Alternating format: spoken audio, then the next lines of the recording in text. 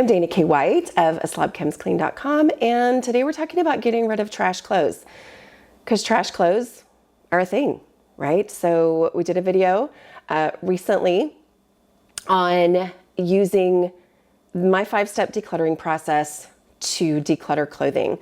The first step of my process with anything that I'm decluttering is trash. I get the trash out of there. So we talked about clothes that are trash, okay? Clothing clutter that is actually, trash.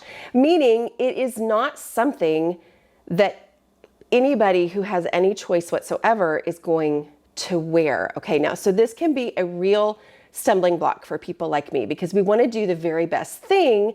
If we're going to donate something, the idea can be, well, but what if somebody was literally so incredibly desperate that the choice was between this item that has a stain down the front and like not having any clothes at all? Like, wouldn't it be better to donate this item? And I get that mindset. It's a mindset that I personally really have struggled with in the past. But I've seen by being in thrift stores, by being in, seeing places that get donations, like there are plenty of clothes. In fact, it can be a real problem. So I have made the choice. I am not going to, in the normal way, donate these clothes that are technically trash because they're ripped or they're stained, okay? So we're going to talk about how do you get rid of those things. Well, the number one thing I want to make sure is clear is that a lot of places, not all, and that's what we're going to talk about today, but a lot of places want your stained and ripped clothing because they sell those to rag makers, okay? But not all. And I also want to be clear, we're not talking about dirty clothes, okay? We're talking about like clean but stained or ripped clothing. So clothing that's trash, but it is clean. So the reason that I even know about this is that I was at an event one time, and I love it when I speak at events and the other people that they bring in are like thrift stores, and they talk about their mission and what it is that they do and how they use their thrift store. Anyway, I have heard this from a lot of places, but specifically the first time I heard about it was at an event, and somebody was talking about their ministry that they had, and the thrift store was part of that. And they said, please go ahead and give us your ripped and stained but clean clothing, because we sell those by the pound to rag makers, and it is another way that we support this thing that we do. And I was like, really? Awesome. Now, not every single place is going to do that. So how do you know? You ask them. I know I don't like making phone calls either, but I am telling you, it is worth making a 2-minute, probably, phone call to ask, do y'all want, clean but ripped or stained clothing to sell to rag makers? I've heard that some thrift stores want that.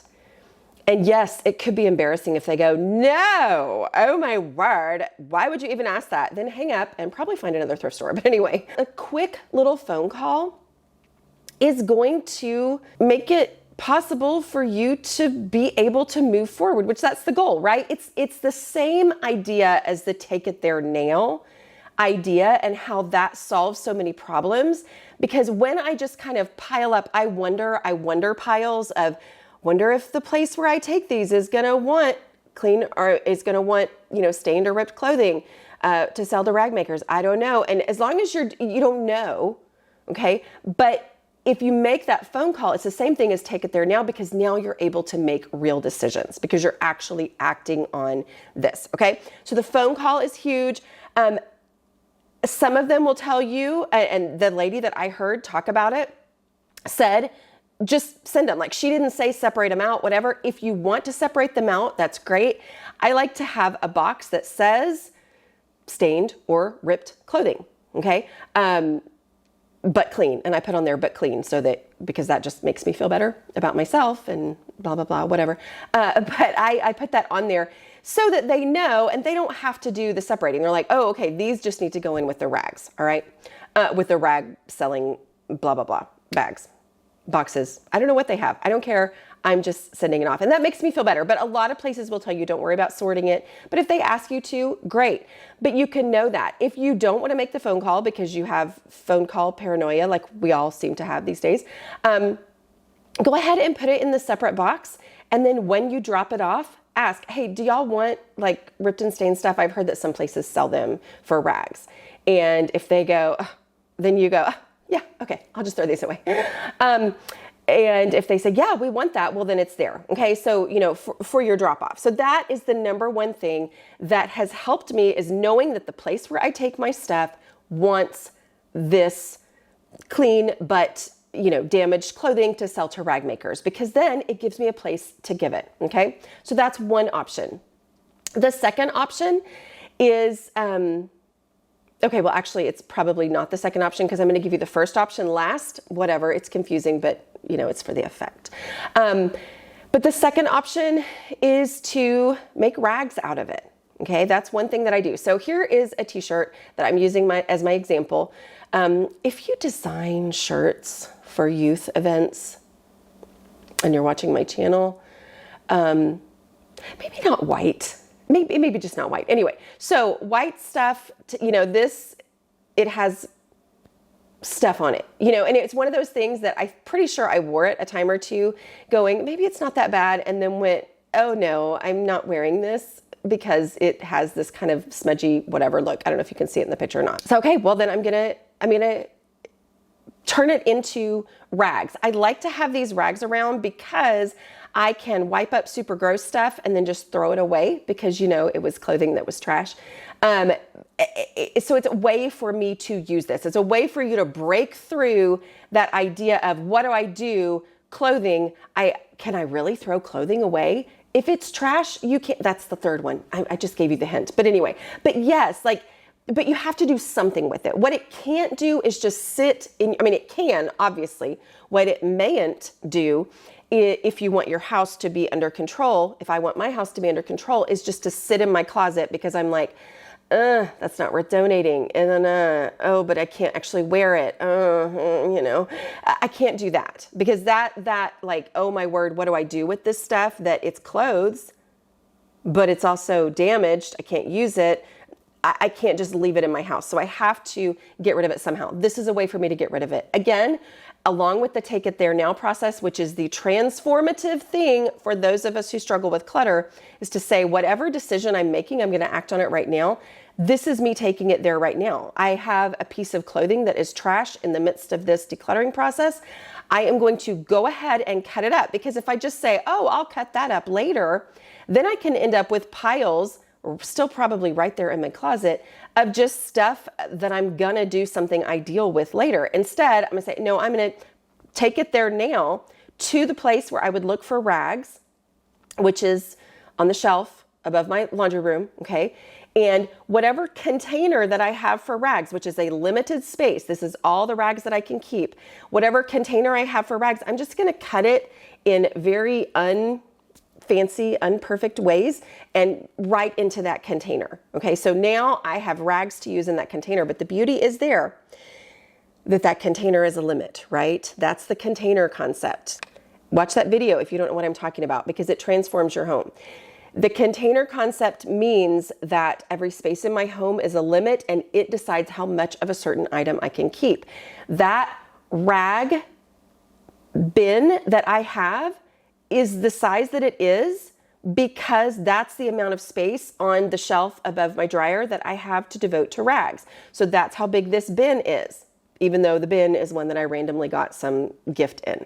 So then that bin decides how many rags I can keep. And when I let that bin decide, then it helps me go, okay, so I'm cutting these up. Oh, wow, now it's full. Well, this kind of fabric is going to make better rags than that kind of fabric. So this is what gets put into this bin.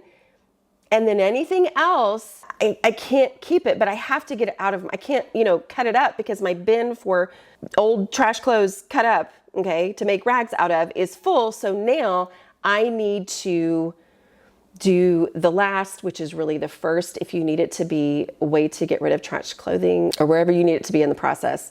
But it's okay to throw it away. It's okay to throw it away. The other two ways are ways to help me be willing to get rid of it. But if you call your place and they don't take, damaged clothing to sell to rag makers, then now you know. You don't have that option. But now. If you've asked on Facebook, hey, does anybody know around here a place that wants damaged clothing? I heard from some crazy lady on the internet that some places want damaged clothing to sell to rag makers. If you ask that question and people say, no, nobody around here wants that, now it's time for it to go. If you have cut some things into rags, but you've filled the container that fits the space that you have to devote to rags that isn't going to take up space that you need for things like, laundry detergent and dryer sheets if you use them. If you've used up the space that you have for rags and it's full, then now this stuff, it's just trash. It needs to go. It is okay to throw it away. Now, here's the other thing to remember. Okay, anytime I talk about trash and people get super worked up, remember that getting it out of your house makes you more able to control your house, because once you get stuff out of your house to where you are under your clutter threshold, meaning you only have in your house what you personally can keep under control easily, once you get to that point, then you have the mental, emotional, physical bandwidth to deal with the stuff in your house. And then when the next time you declutter your house, you're not going to have, bags and bags and bags of clothing to deal with anymore. You're going to be getting rid of smaller amounts of things, which then makes you have more energy and ability to do a more idealistic thing with that. Okay. Getting your house under control to where you're no longer constantly overwhelmed by laundry. Maybe it'll mean that you have the ability to deal with stains a little bit better. Like your laundry's under control. And so it's not that something sits at the bottom of the laundry basket for 6 months to where there's no possible way for you to actually get that stain out. But it's like, oh no, I'm doing my laundry consistently. I personally do a once a week laundry day. Now that I'm doing that, oh, okay, well, I actually treat my stains and deal with it as I go. So it's like getting your house under control allows you to be able to do the more idealistic thing. But to get your house under control, you have to get stuff out. And to get stuff out, you have to do it. You have to find the way that it actually leaves your house. And that may mean at some point, yes, you're going to throw the stuff in the trash can. And that's okay.